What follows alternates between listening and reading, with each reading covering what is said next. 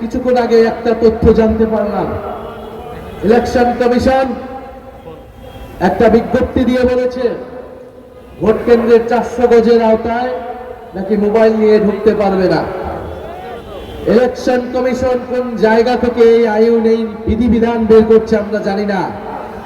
কার plan, কার পরিকল্পনা মোতাবেক election commission কাজ করছে না জনগণের সামনে স্পষ্ট হচ্ছে।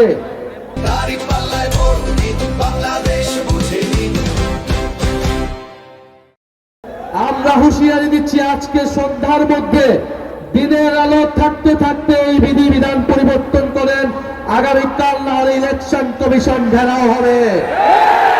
আমরা এতদিন কিছু বলি নাই, সব সহ্য করে গিয়েছি। ইলেকশনের দ্বার প্রান্তে এসে, ইলেকশনের প্রাক্কালে এসে এই ধরনের ভোট কারচুপি, মিডিয়াকে ব্ল্যাক আউট করে দেওয়া হবে, মানুষের কণ্ঠস্বর, মানুষের তথ্য অধিকারকে রোধ করে দেওয়া হবে। এই ধরনের কোন আইন করা হবে, সেই আইন মেনে নেওয়া হবে না ইনশাআল্লাহ।